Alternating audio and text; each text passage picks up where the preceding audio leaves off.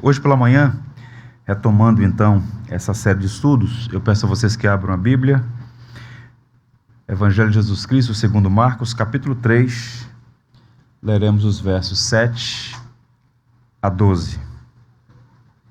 E a partir dessa passagem específica, o tema, o pregador ao ar livre.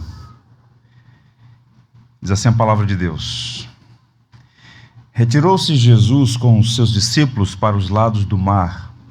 Seguiu-o da Galiléia uma grande multidão, também da Judéia, de Jerusalém, da Idumeia, da além do Jordão e dos arredores de Tiro e de Sidom, uma grande multidão, sabendo quantas coisas Jesus fazia, veio ter com ele. Então recomendou a seus discípulos que sempre lhe tivessem pronto um barquinho, por causa da multidão, a fim de não o comprimirem. Pois curava muitos, de modo que todos os que padeciam de qualquer enfermidade se arrojavam a ele para o tocar. Também os espíritos imundos, quando o viam, prostravam-se diante dele e exclamavam: Tu és o Filho de Deus. Mas Jesus lhes advertia severamente que não o expusessem à publicidade. Senhor, aqui estamos todos diante de Ti e da Tua palavra, agradecidos pela bênção de poder ler e ouvir as Escrituras em nosso próprio idioma, pela bênção e pelo privilégio de estarmos reunidos em plena liberdade para aprender um pouco mais da palavra do Senhor. Sabemos que nem só de pão vive o homem, mas de toda a palavra que procede da Tua boca. Portanto, rogamos que o Teu Espírito ilumine a nossa mente e o nosso coração para compreender essa porção da Tua palavra, de modo que a nossa fé seja fortalecida e sigamos firmes na missão de anunciar o Evangelho de Jesus a todos que ainda precisam conhecer o Teu amor. Agradecido oramos em nome do nosso Salvador. Amém. O Evangelho segundo Marcos é o mais curto dos evangelhos e tem uma estrutura muito simples. O livro tem duas grandes seções. A primeira parte vai do capítulo 1 ao capítulo 8. A segunda parte começa no capítulo 8, no versículo 29, e vai até o final do livro, capítulo 16. E os cenários são bem interessantes, porque toda a primeira parte se dá na Galiléia. Esse cenário belíssimo dessa imagem aí. O Quinéret, o mar da Galiléia. E depois há um movimento em direção a Jerusalém, em direção ao Calvário. Curioso notar que em outros evangelhos, Jesus faz algumas visitas a Jerusalém. No Evangelho de Marcos, é uma única visita. Ele é batizado, exerce o ministério na Galiléia e segue em direção ao Calvário. A primeira parte, a primeira seção, se você fizer uma leitura atenciosa, há uma pergunta subjacente que se repete propositalmente por Marcos. A pergunta é: quem é este? Quem é este? A pergunta fica no ar, em suspense, até que um pescador judeu e um soldado romano respondem. Lá no capítulo 8, Jesus então se dirige aos seus discípulos e diz a eles, pergunta: quem as pessoas dizem que eu sou? E as respostas são variadas. Até que Jesus então se dirige aos seus discípulos e pergunta: e vocês? Para vocês, quem eu sou? E então Pedro, em nome do colégio apostólico, diz: tu és o Cristo. Tu és o Cristo. Já em Jerusalém, no contexto da morte de Cristo, ali no Gólgota, o soldado romano, o centurião, olha e diz: verdadeiramente este homem era o Filho de Deus. Então o livro de Marcos ele está trabalhando com essa dinâmica, levantando a identidade e a missão de Jesus. Primeira parte, eventos que estão acontecendo, que estão apontando, iluminando acerca da identidade e missão de Jesus, até que a segunda parte fica evidente quem ele é e o que ele veio fazer: servir e dar a sua vida em resgate de muitos. E no primeiro verso, nós estudamos aqui, o primeiro verso do Evangelho segundo Marcos, está escrito: princípio do Evangelho de Jesus Cristo, Filho de Deus. Marcos coloca uma espécie de moldura teológica na porta de entrada do livro, para dizer que tudo que vai acontecer, tudo que ele vai expor e narrar, diz respeito ao Evangelho de Jesus Cristo, Filho de Deus. Ele é batizado na Judéia, volta para a Galiléia, se estabelece ali na cidade de Cafarnaum, às margens do mar da Galiléia, o lago de Genezaré, que se torna a base de operações do seu ministério. Capítulo 1. Estão em evidência duas coisas: o senso de maravilha e a grande admiração que as pessoas começaram a ter em relação a Jesus. Ele é alguém que ensina com autoridade e que demonstra profunda compaixão pelas pessoas. E o ritmo de Marcos é intenso. Nós encontramos Jesus no capítulo 1, pregando, curando, libertando as pessoas, e a popularidade crescente, aumentando a cada dia, significativamente, o número de pessoas em torno de Jesus. Chegamos no capítulo 2 e a ênfase muda. A autoridade continua em evidência, sua compaixão pelo perdido, pelo necessitado, a admiração das pessoas comuns. No entanto, Marcos muda a ênfase a partir do capítulo 2. Não é apenas a admiração das pessoas que está em foco, mas a rejeição que Jesus experimenta, a oposição, a hostilidade. O segundo capítulo inteiro e o início do capítulo 3 formam uma sequência de 5 episódios em que Jesus sofre abertamente a oposição da religião oficial, do judaísmo, dos escribas, dos fariseus. E essa crescente onda de popularidade do mestre com as pessoas comuns vem acompanhada por essa maré de oposição. São 5 conflitos. O primeiro aparece no capítulo 2. Vocês lembram disso? Está relacionado à cura de um paralítico. Amigos descobrem o telhado e desce um homem paralítico até a presença de Jesus. E a primeira palavra do mestre é: filho, os teus pecados estão perdoados. E os fariseus ali na cidade de Cafarnaum ficaram escandalizados, murmuravam no coração: quem é este homem? Só há um que pode perdoar pecados, Deus. E Jesus, conhecendo o coração dele, disse: o que é mais fácil? Dizer, teus pecados estão perdoados, ou dizer a este homem, levanta-te, toma o teu leite e anda? E ele foi curado, na vista de todos eles ali. Em seguida, Jesus chamou um publicano para segui-lo.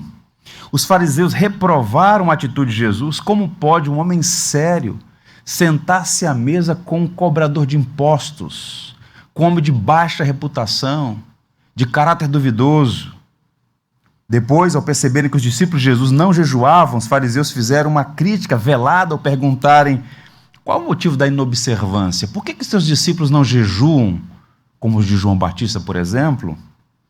Eles estavam colocando sob suspeição a fidelidade de Jesus Cristo à tradição, aos mandamentos da lei. E o quarto conflito, o mais intenso deles, se deu por causa do sábado.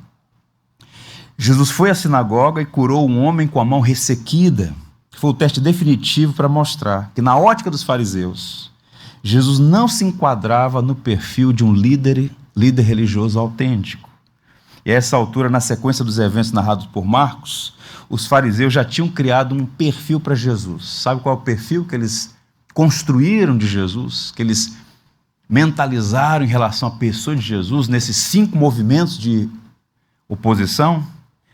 Para os fariseus, Jesus era um blasfemador, um colega dos pecadores, um apóstata de costumes judaicos e um transgressor do sábado.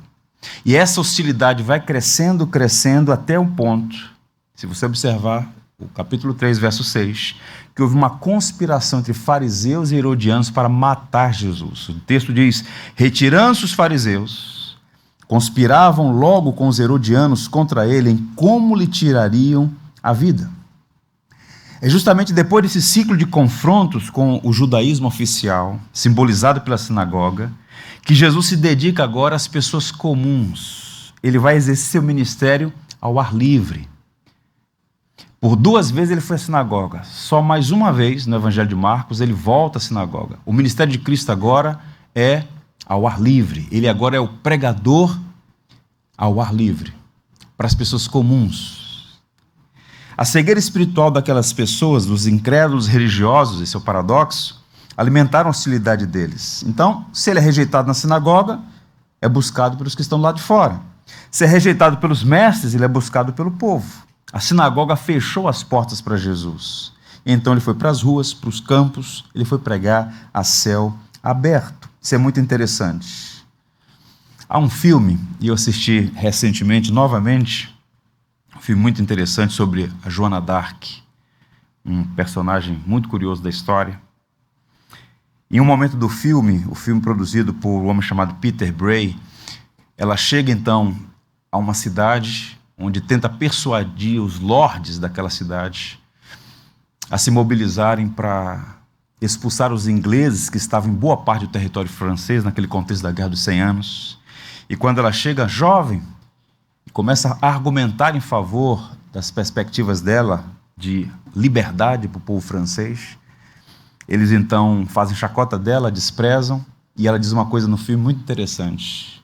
Achei que em grandes cidades havia grandes mentes, mas estava enganada. Cafarnaum não era uma grande cidade, era uma aldeia. Uma cidade pequena, no norte da Galileia. Mas simbolizava algo grande, a sinagoga simbolizava algo extraordinário. O lugar onde a lei era lida, exposta. Mas as pessoas que estavam naquele contexto religioso tinham mentes obscurecidas e não conseguiram enxergar quem é Jesus e a missão que ele veio realizar. Razão pela qual rejeitaram a Cristo, se opuseram a Cristo e, o mais escandaloso de tudo, planejaram assassiná-lo. O homem que eles viram curar pessoas, manifestar compaixão e graça para os mais variados grupos humanos, mas eles odiaram a Cristo no coração. A passagem que nós lemos, Marcos capítulo 3, versos 7 a 12, é uma nova sessão. Começa ali uma nova sessão, que vai até o capítulo 6, verso 6. E esse parágrafo, se você observar, ele é uma espécie de preâmbulo didático, é um sumário editorial do ministério de Jesus. A ênfase aqui nessa passagem é mostrar que, apesar da oposição, do ódio que Jesus Cristo experimentou da parte dos religiosos do seu tempo, o ministério público de Jesus se torna cada vez mais popular. A sua fama ganha cada vez mais repercussão. E considerando esse contexto, essa passagem é uma espécie de resumo de como as multidões reagiram, como os enfermos reagiram e até mesmo como os espíritos malignos reagiram às atividades de Jesus. Eu queria sua atenção para examinar essa passagem, que é o preâmbulo dessa nova sessão, e pensar em 3 pontos importantes. Vou chamá-los assim: o retiro estratégico, a multidão necessitada e a sabedoria do Salvador. É um texto que parece estar aqui como apenas uma introdução, apenas um sumário, mas quando a gente analisa, examina e estuda, a gente percebe quantas lições para a nossa vida hoje, e como de fato a palavra de Deus é viva e atual. E vejamos, o retiro estratégico. O primeiro verso diz assim: retirou-se Jesus com seus discípulos para os lados do mar.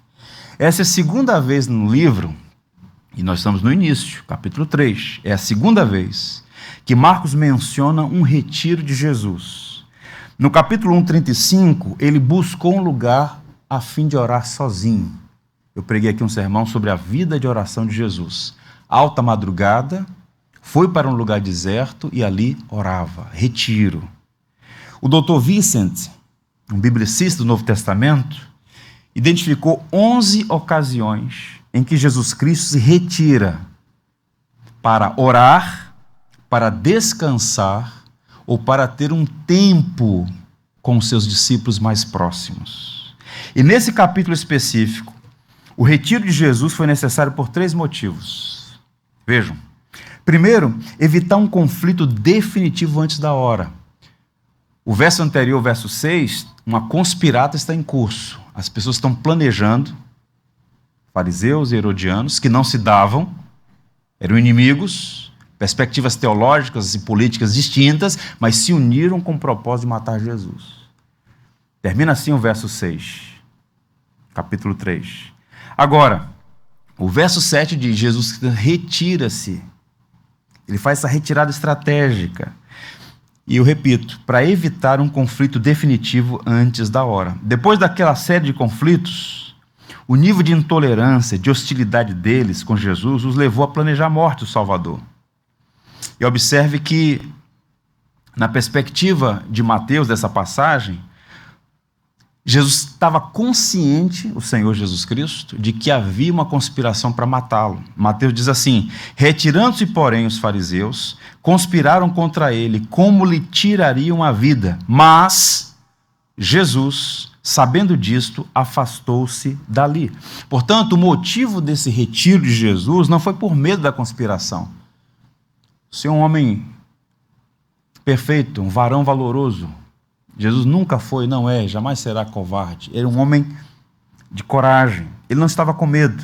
A motivação de Jesus Cristo era evitar uma colisão frontal com as autoridades religiosas que implicassem sua morte. Por quê? Ainda não havia chegado a sua hora de morrer. Havia muito a ser feito antes do conflito final.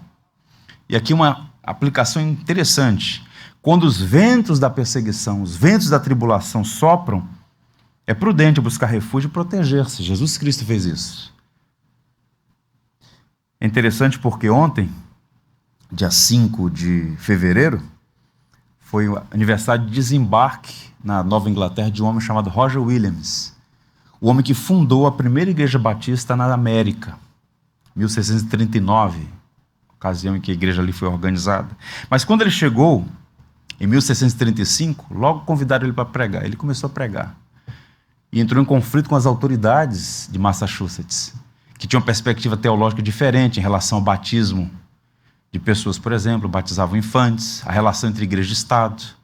E ele, então, como batista, ele entendia que o batismo deve ser aplicado apenas aos que podem professar a sua fé.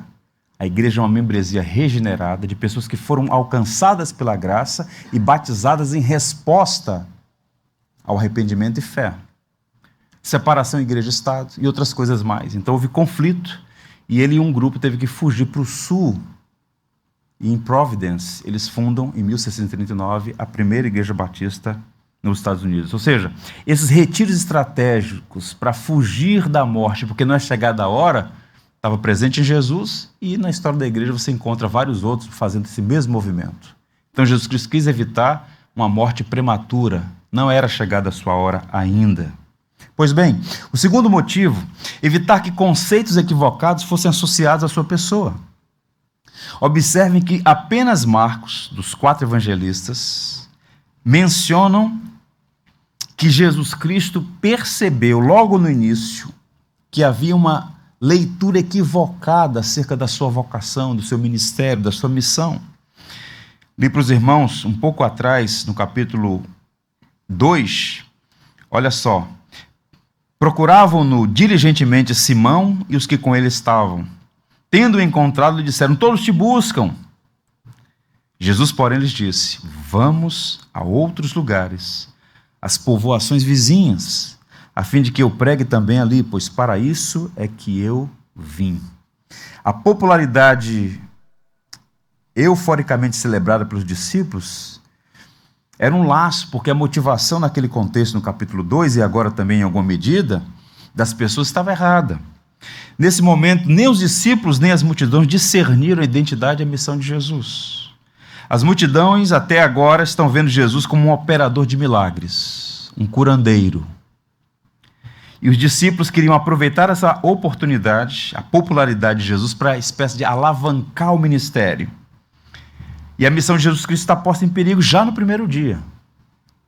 E o que é que o Senhor percebe? Que por trás da euforia, a superficialidade da multidão e a ingenuidade dos discípulos havia um grande perigo. Eles confundiram o ministério de Jesus, a vocação dele, a missão dele. Então Jesus deseja ensiná-los a natureza da missão e o caráter do Messias. Então, esse retiro é para reorganizar a missão, porque as pessoas estavam confundindo o propósito pelo qual Cristo veio este mundo. E por fim, um terceiro propósito pelo qual ele se retirou: passar um tempo com seus discípulos e confirmar os 12. Na narrativa subsequente, o que é que nós vamos encontrar no próximo parágrafo? A eleição dos 12 apóstolos. Então, quando olhamos o quadro geral e colocamos os eventos em perspectiva, o que a gente encontra?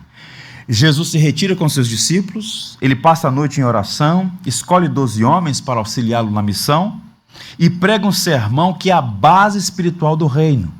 Qual é a melhor maneira de você organizar ideias, de limpar equivocados pensamentos acerca da identidade e da missão de uma pessoa? Com ensino, com instrução, e é o que ele faz. É nesse contexto que surge o Sermão do Monte. Ele reúne os 12, que ele mesmo escolheu, depois de uma noite de oração, e ele prega esse memorável sermão, singular sermão, o Sermão do Monte, que é a base do seu ministério. Observe que o texto paralelo a esse, Lucas capítulo 6, é dito assim: naqueles dias, retirou-se para o monte a fim de orar, e passou a noite orando a Deus. E quando amanheceu, depois de uma noite de oração, o que é que ele faz? Chamou a si os seus discípulos, escolheu 12 entre eles, os quais deu também o nome de apóstolos. E é nesse contexto que Jesus então prega o sermão, que é a base do seu ministério, corrigindo leituras equivocadas sobre o seu trabalho. Mais à frente a gente vai falar um pouco mais sobre isso. Agora, o que isso tem a ver conosco aqui agora? Pensando sobre essa passagem, sobre esse retiro de Jesus, me veio à mente uma coisa que eu acho oportuna e muito necessária para nós todos. A aplicação é a seguinte, irmãos: precisamos aprender a fazer retiros espirituais. Sou estranho falar de retiro espiritual em uma cultura freneticamente agitada e barulhenta. Nós vivemos num mundo atribulado, uma fábrica de estresse, dia e noite e dia. Um mundo marcado por dores, tribulações, aflições. Então, quando alguém diz: você precisa fazer um retiro espiritual, a reação pode ser: eu não tenho tempo, eu não tenho condições, eu não tenho nem necessidade, eu estou bem. Então, antes de você se precipitar a dar alguma resposta a esse desafio, vamos definir o que é um retiro espiritual. Nas igrejas evangélicas usa-se muito essa expressão, retiro espiritual. O que tem muito é acampamento, o que é diferente. Retiro espiritual é outra coisa. Podemos definir nas seguintes palavras: um retiro espiritual é um afastamento temporário das atividades ordinárias, com o propósito de aquietar a alma, meditar na palavra e falar com Deus, a fim de discernir a sua vontade e crescer espiritualmente. Pode ser feito individualmente ou com um grupo focado no mesmo propósito. Então, Cristo fez vários retiros espirituais. Na história da igreja cristã, vários homens e mulheres fizeram retiros espirituais, tempos necessários para reorganizar ideias, para aquietar o coração, para discernir os propósitos de Deus. De tempos em tempos nós deveríamos fazer isso. O lugar pode variar. Pode ser em uma casa de retiros, às margens do Mar da Galileia, algumas delas lá. Pode ser numa pousada, numa casa na Serra Fluminense. Pode ser numa casinha na roça. Pode ser até na sua própria casa. O fundamental é que você tenha condições para estar a sós com Deus. Foi o que Cristo fez muitas vezes. Richard Foster, falando sobre a necessidade desses retiros, ele disse assim: vivemos ansiosos num país distante, um país de alvoroço, de multidões apressadas, um país de escaladas, empurrões e atropelos, um país de frustração, medo e intimidação. Ele, o Salvador, nos convida a voltar para casa, para o lar da serenidade, paz e alegria, para o lar de intimidade, aceitação e afirmação. Nós seríamos muito mais eficazes no nosso ministério, na nossa vocação, se nós tivéssemos essa mentalidade, organizássemos a nossa agenda para de tempos em tempos ter retiros espirituais. Estar sozinhos ou na companhia de outros discípulos com o mesmo propósito. E o propósito de estar com Deus em oração e de se preparar para as demandas do ministério é urgente, irmãos. É uma demanda muito importante. Vejam o que diz o Salmo 27, verso 8. Ao meu coração me ocorre, buscai a minha presença. Resposta do salmista: buscarei, pois, Senhor, a tua presença. Que nós tenhamos tempo com Deus, como o Senhor Jesus Cristo. Sempre estava a sós com Deus, fazia retiros constantemente. Segundo ponto, nós vamos chamar de a multidão necessitada. Observe o verso 7 em diante. Seguiu da Galileia uma grande multidão, também da Judéia, de Jerusalém, da Idumeia, da além do Jordão, dos arredores de Tiro, de Sidom, uma grande multidão, sabendo quantas coisas Jesus fazia, veio ter com ele. Então percebam o que é que Marcos está apontando aqui. Jesus Cristo está no momento do seu ministério em que a reação ao seu trabalho é paradoxal. O grupo religioso, formado por fariseus, escribas, saduceus, está se opondo a Cristo, está sendo cada vez mais hostil. Mas, entre as pessoas comuns, a popularidade era grande e estava cada vez maior. Marcos é um escritor muito talentoso. Percebam que ele é o único escritor nos evangelhos que, nesse momento do ministério, informa por 2 vezes que era uma grande multidão. Vinha dos mais variados lugares para ver e ouvir Jesus. E ele pinta um quadro, emoldura as principais regiões da Palestina, para dizer, gente, ouçam, era uma grande multidão. Vejam, uma parte era da própria Galileia. A Galileia é uma província no norte de Israel, em que havia centenas de aldeias, cidades e aldeias. E dos mais variados lugares da Galileia, pessoas foram para ali, para Cafarnaum, aquela cidade pesqueira junto ao mar. A região inteira da Galileia era encharcada de povos pagãos, dentro e no entorno. Galileia é fronteira com o Líbano, fronteira com a Síria, fronteira com Decápolis, com a Fenícia. As pessoas foram ao encontro de Jesus, e muitas delas naquela região da Galileia. Mas o texto prossegue e diz, de Jerusalém e da Judéia, ou seja, da capital da fé, Jerusalém, de toda a província da Judéia, dos redutos mais ortodoxos do judaísmo, afluíam pessoas ao encontro de Jesus. Elas tinham um templo, elas tinham inúmeras sinagogas na cidade de Jerusalém e na Judéia como um todo, mas elas foram ao encontro de Jesus no norte, fizeram um caminho longo até lá. Uma outra região é citada aí, Idumeia. A única vez que essa região é citada no Novo Testamento é aqui, Idumeia, de onde vêm os idumeus. Era a região no extremo sul, no deserto, região que foi por muito tempo habitada pelos descendentes de Esaú. E é uma distância considerável dos edomitas que fizeram esse movimento até o norte. Para vocês terem uma ideia, nós estamos falando de 180 quilômetros. É como se a distância equivalente daqui da Zona Sul a Búzios. 180 quilômetros, mais ou menos. Agora, tente imaginar fazer isso a pé ou no lombo de um animal. E um fluxo intenso de pessoas da Idumeia foi até a Galileia, 180 quilômetros, para ver e para ouvir a Jesus. O texto diz mais, da além do Jordão, a parte oriental, do outro lado do lago, do outro lado do Rio Jordão, a região chamada de Pérea, que era governada por Herodes Antipas, foi o lugar onde João Batista foi assassinado, preso e posteriormente assassinado. Junto à parte costeira do mar Mediterrâneo, Tiro e Sidom, a região da Fenícia que é citada, a 80 quilômetros de Cafarnaum, pessoas também foram para lá. E por que Marcos está citando isso e pintando esse quadro? Para dizer o seguinte: além da diversidade geográfica, chama a atenção a pluralidade étnica e religiosa. Jerusalém e Judéia eram cidades ou regiões predominantemente judaicas. A Galileia, Idumeia e Pérea eram regiões mistas.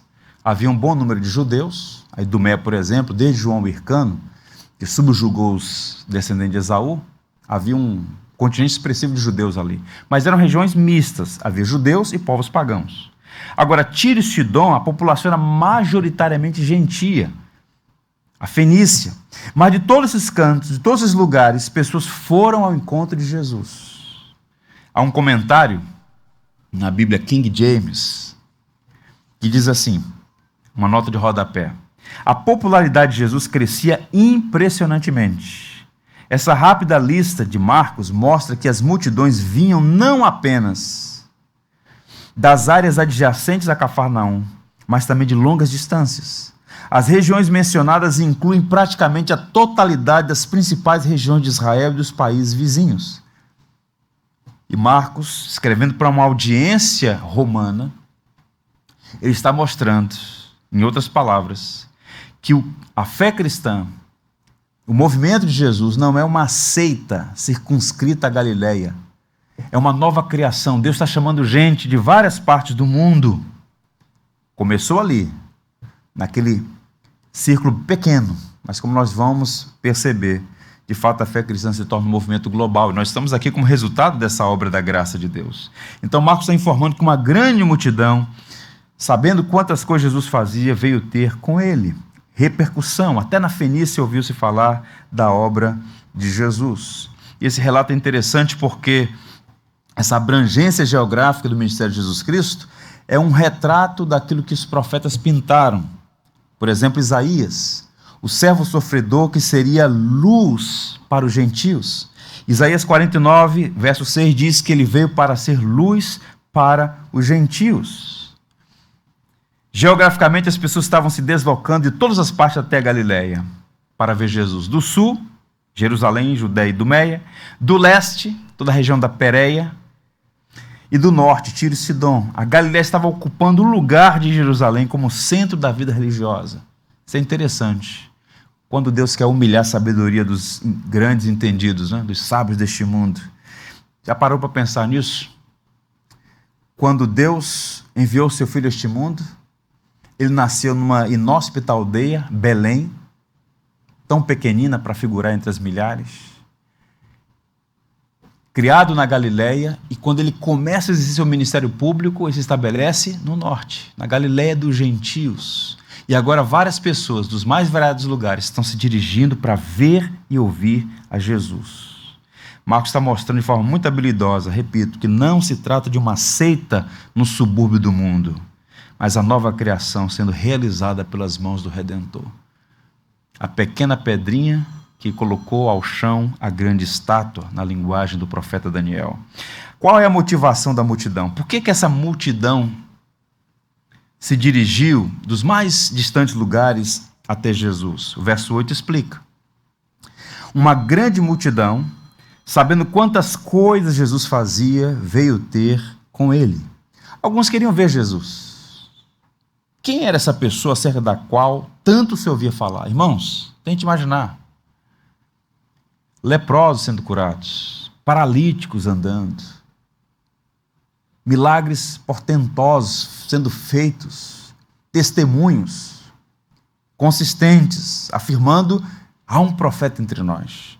E outras pessoas foram até ele a fim de que o Senhor fizesse um benefício a elas. Enfermas, as mais variadas enfermidades, pessoas buscavam em Jesus, viam nele a sua única solução. Observe que no verso 10 é dito assim: os que padeciam de qualquer enfermidade se arrojavam a ele para o tocar. Essa palavra enfermidade aqui traduzida é um termo grego que significa literalmente açoite, chicote, de onde vem a palavra do latim praga. Em outras palavras, esse termo descreve metaforicamente diversos males, diversas enfermidades físicas, dolorosas, angustiantes. As pessoas não tinham outra saída. E ao ouvir falar então de Jesus, elas então foram ao encontro do Senhor, buscando solução para as suas mais variadas doenças, e muitas delas encontraram mais do que cura física, encontraram salvação eterna. E quais são as aplicações para nós aqui sobre este fluxo de pessoas em torno de Jesus? Eu queria sugerir o seguinte: ouça, alegre-se no Evangelho e sua mensagem de salvação para todos os povos. Há um livro do John Piper que eu quero recomendar para vocês, talvez o melhor livro sobre esse assunto, de alegria entre os povos, dessa supremacia de Deus na obra missionária. Alegrem-se os povos. E nós devemos nos alegrar no Evangelho porque, observe, Marcos está escrevendo para uma audiência romana, na sua maioria não judeus. E ao mencionar essa variedade de pessoas de diversos lugares, incluindo pagãos de Tiro e Sidom, Marcos está sinalizando que o reino de Deus não é geograficamente limitado, nem etnicamente restrito. A semente de Abraão, na semente de Abraão foram abençoadas todas as famílias da terra. Você e eu fomos incluídos no plano da salvação. Há uma passagem em João que Jesus Cristo diz com muita clareza aos seus discípulos sobre você e eu, sobre todos aqueles que estavam fora do aprisco judaico. Tenho outras ovelhas que não são deste aprisco. É necessário que eu as conduza também. Elas ouvirão a minha voz, e haverá um só rebanho e um só pastor. Por isso é que meu Pai me ama, porque eu dou a minha vida para retomá-las, para resgatá-las. Então o que Cristo veio fazer é fundamentalmente uma obra de resgate, de redenção, que começa com o povo judeu, alcança alguns povos mistos daquela região da Galileia, alguns pagãos de Tiro e Sidom, mas o plano é um só rebanho, um só pastor. E o que é a Igreja de Jesus? Uma comunidade de pessoas etnicamente diversa, mas que agora foi alcançada pela mesma graça. E somos todos um só rebanho, tendo a Cristo e somente a Cristo como nosso supremo e bom pastor. Alex no Evangelho. A segunda aplicação, fale sobre Jesus, quem ele é e o que ele pode fazer. Você já parou para pensar nisso? Nós estamos falando num momento em que as comunicações eram extremamente limitadas. As multidões foram a Jesus porque elas ouviram falar dos seus feitos. Ouviram falar. A fé veio pelo ouvir e ouvir a palavra de Cristo. Então, falar sobre Jesus, quem ele é e o que ele faz, é fundamental para que mais pessoas sejam despertadas a buscar em Jesus Cristo salvação. Um histórico sermão nessa passagem, pregado por Charles Spurgeon, Marcos 3, versos 7 a 12, ele apresentou um esboço com 4 pontos. Vou ler para vocês. O famoso pregador batista do século XIX. Primeiro, as pessoas tinham ouvido testemunhos de alguns que haviam sido curados. Ouviram o testemunho. Então as histórias se multiplicavam. Em todo canto alguém podia dizer, Jesus me curou, Jesus me salvou, e esses testemunhos mobilizaram as pessoas. Então ouça isso, fale sobre Jesus, o que ele fez, o que ele está fazendo em sua vida. Segundo ponto do esboço de Spurgeon, essas pessoas tiraram do que tinham ouvido o argumento de esperança. O raciocínio era praticamente o seguinte, bem, se ele fez isso em favor dessa pessoa, um paralítico, um leproso, um cego, um morto, ele também pode fazer meu favor. O argumento de esperança nasce da informação sobre quem é Jesus e o que ele pode fazer. Há muita gente sem esperança, irmãos. Perdida completamente.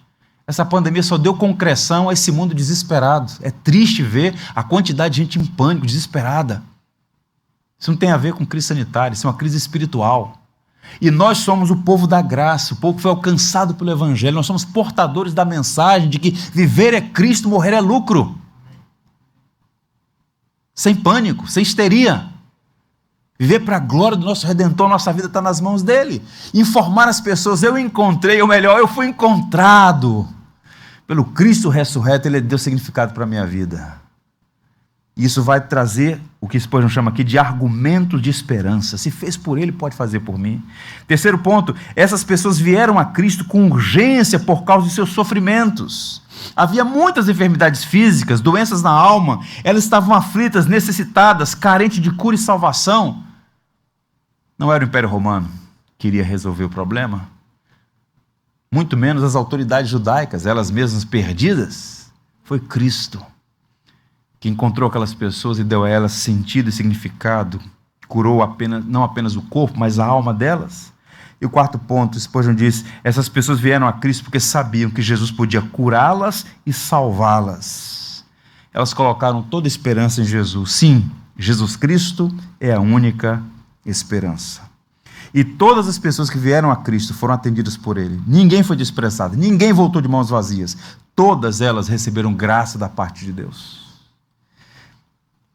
Mateus, nesse contexto, vai dizer que Jesus, olhando para as multidões, como um grande pastor de almas, ele disse assim, vinde a mim, todos vós, que estáis cansados e sobrecarregados, e eu vos aliviarei. Tomai sobre vós o meu jugo e aprendei de mim, porque sou manso e humilde de coração, e achareis descanso para a vossa alma, porque o meu jugo é suave e o meu fardo é leve.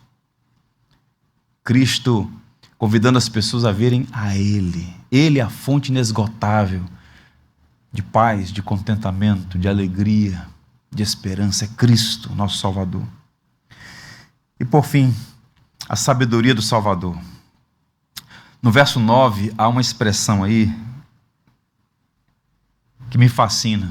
Essa semana eu, conversando com a minha mãe ao telefone, disse: olha, eu estou impressionado com uma expressão que eu encontrei no verso 9 de Marcos capítulo 3. Está lá.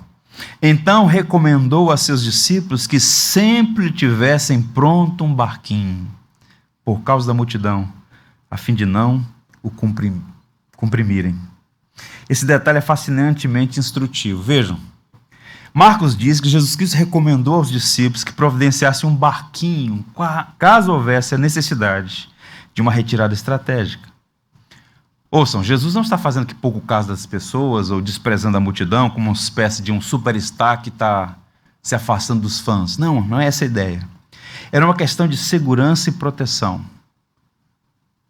Um homem como Jesus, de uma inteligência como a dele, percebe que há um fluxo grande, multidões, centenas, quiçá milhares de pessoas, cada uma com um problema, cada um com uma luta. O texto diz que elas se lançavam sobre ele, queriam tocar nele, para que fossem curadas.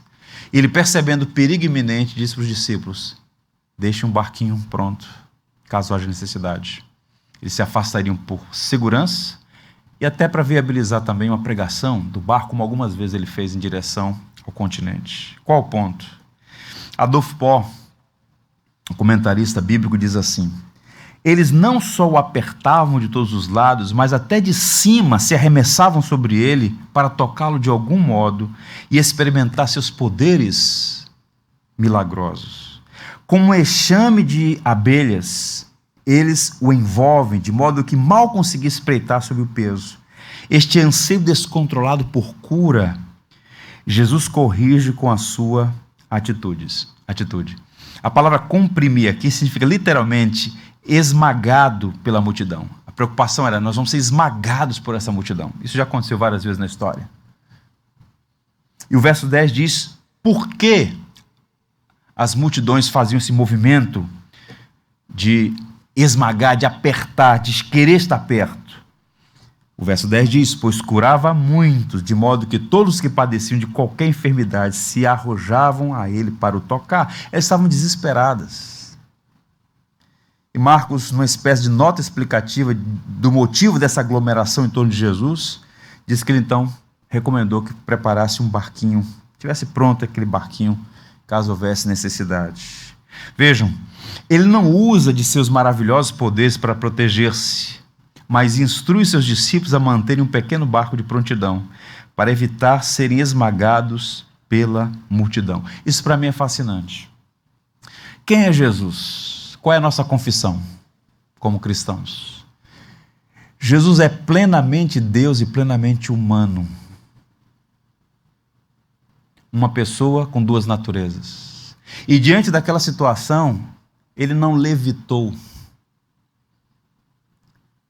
Ele propôs um caminho ordinário. Prepare um barco. Qualquer coisa, a gente então pega o barco.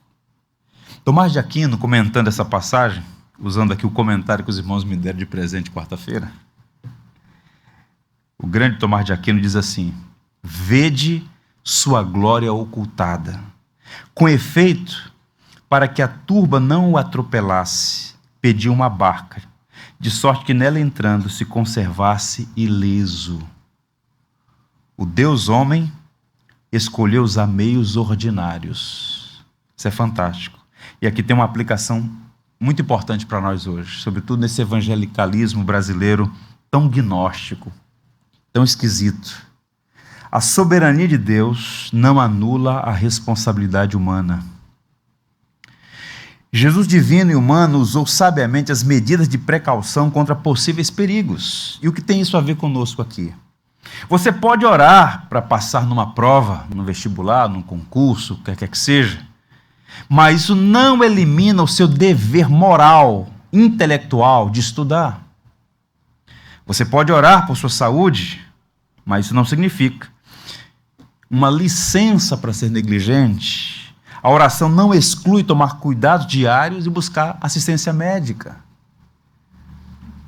Perceba, o que Jesus está nos ensinando aqui é que a atitude previdente, responsável diante das responsabilidades da vida é o que todos nós devemos seguir. Imitando o mestre. O pequeno barco pode nem mesmo ter sido usado. O ponto é, o pequeno barco estava lá, sempre pronto, sempre disponível. É como um seguro. A gente espera não usar, mas está lá. Eu tenho um amigo que ele diz assim, coberto da cabeça aos pés. Recomendação é essa, meus irmãos. Seja previdente. Há muita gente sofrendo porque não se preparou para o inverno. O inverno chega. Pode parecer que não, que esse calorzão lá fora, mas o inverno chega. O inverno é uma metáfora para dias difíceis. E muitos evangélicos, nessa perturbação teológica, nesses equívocos no modo de pensar, fiados na soberania de Deus, anulam suas responsabilidades. Isso é um erro. Peça a Deus sabedoria nas decisões e não confunda fé com irresponsabilidade. A outra ocasião, ou melhor, outra questão que também merece aqui destaque, que evidencia essa sabedoria de Jesus. Os últimos versos, rapidamente, mostra a reação de Jesus à atitude de espíritos malignos para com ele. Observe os versos 11 e 12. Também os espíritos imundos, quando o viam, prostraram-se diante dele e exclamavam, Tu és o Filho de Deus. Mas Jesus lhes advertia severamente que não o expusessem à publicidade. Nós vamos tratar mais exaustivamente isso no capítulo 5, mas deixa eu dizer algumas coisas a vocês. Os demônios estão fazendo aqui uma declaração teológica ortodoxa. Tu és o Filho de Deus. Sim, Marcos disse isso lá no início. Princípio do Evangelho de Jesus Cristo, Filho de Deus. E os demônios, quando viram Jesus, gritaram, Tu és o Filho de Deus. E a pergunta é, por que Jesus, curiosamente, os repreende e exige que eles não o expusessem à publicidade? Por que razão Jesus não permitiu que os demônios revelassem a sua identidade? A expressão Filho de Deus é um título messiânico, embora alguns comentaristas contestem que esse seja o foco aqui nessa passagem. Mas Filho de Deus é um conceito messiânico, tem caráter messiânico. E a maioria daquelas pessoas entenderia que Jesus era o Messias esperado. E nesse momento da história de Israel, o conceito de Messias tinha sofrido várias deturpações. Nós estamos falando de um longo período de tempo sob dominação estrangeira. Nesse caso aqui agora, quem está no comando da região são os romanos. Mas outros povos, os gregos, os persas, vários dominaram aquela região. Gente de vários lugares do mundo, aquele corredor entre a Ásia e o Egito. Pois bem, e a esperança das pessoas naquele contexto é que o Messias fosse um libertador da tirania dos povos estrangeiros. A ideia de um Messias que fosse um guerreiro político, a perspectiva nacionalista estava muito presente. Então, quando os demônios disseram, Tu és o Filho de Deus, naquele momento, nem os discípulos tinham entendimento claro do que significava isso. Então, Jesus quer romper com qualquer conotação política equivocada sobre a sua identidade e missão. Alguém disse assim com muita propriedade, a conotação política era perigosa demais e os judeus tinham a expectativa de um tipo errado de Messias, ou seja, um rei conquistador. De certo modo, Jesus queria viajar incógnito para certificar-se de que sua natureza messiânica seria revelada por seus atos, especialmente pelo seu sofrimento na cruz. Então, Cristo não quis alimentar a visão equivocada da identidade e missão que muitas vezes estava presente naquela região, com a perspectiva equivocada do Messias como libertador, um nacionalista. É por essa razão que ele exige silêncio dos espíritos malignos. E qual o ponto interessante aqui? A sabedoria de Jesus fica em evidência ao identificar a astúcia de Satanás. Meus irmãos, ouçam isso aqui. O diabo é capaz de falar a verdade, desde que o propósito seja confundir e enganar o povo de Deus. O diabo ele é mais perigoso na sua astúcia do que na sua fúria. Para citar mais uma vez Tomás de Aquino, ele diz, O diabo é um mestre perverso, pois com frequência mistura coisas falsas às verdadeiras, de modo a ocultar com aparência de verdade a prova da fraude. Então Cristo, discernindo aquele cenário, exige que eles fiquem em silêncio.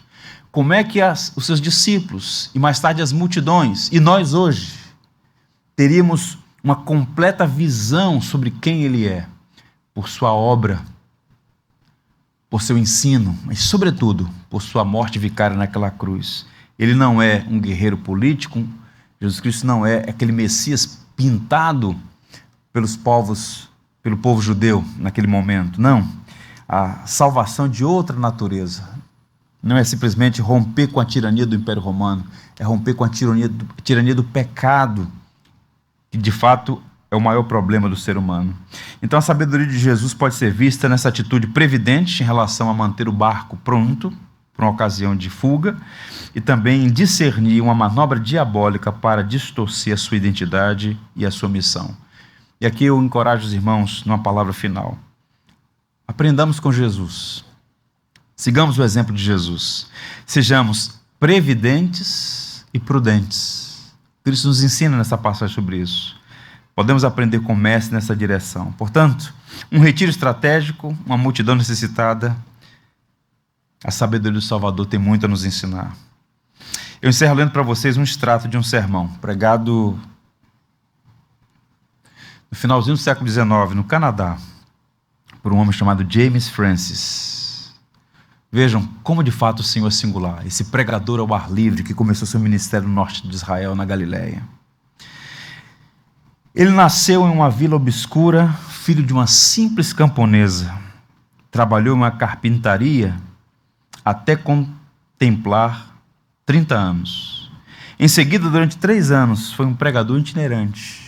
Nunca escreveu um livro, jamais teve um gabinete, não constituiu família, nunca teve uma casa, jamais frequentou a faculdade. Ele nunca viajou mais de que 350 quilômetros do lugar do seu nascimento. Ele só contava com 33 anos quando a maior parte da opinião pública se lhe opôs. Seus amigos fugiram. Foi pregado em uma cruz entre 2 ladrões. Quando morreu, foi sepultado em um túmulo emprestado por um amigo.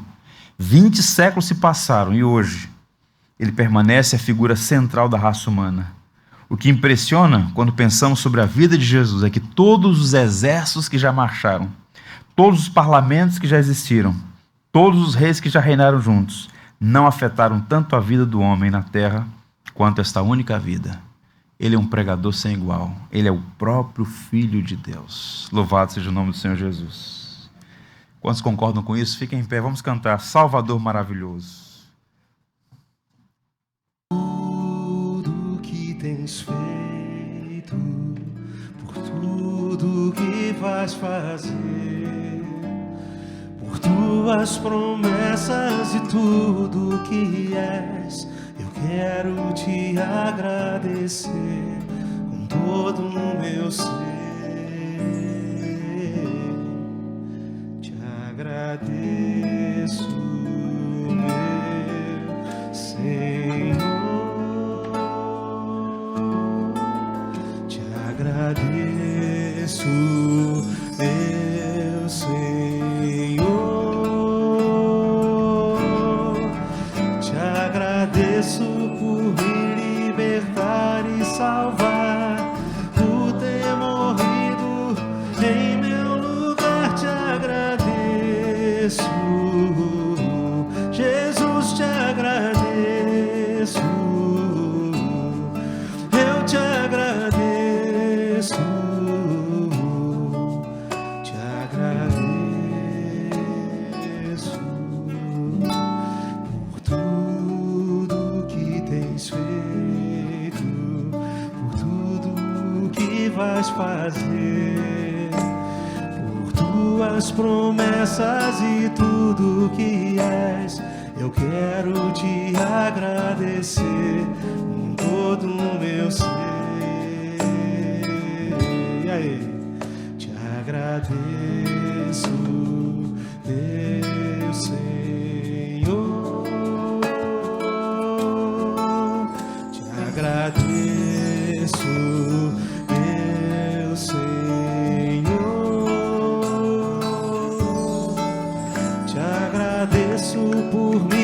libertar e salvar, por ter morrido em meu lugar. Te agradeço, Jesus, te agradeço.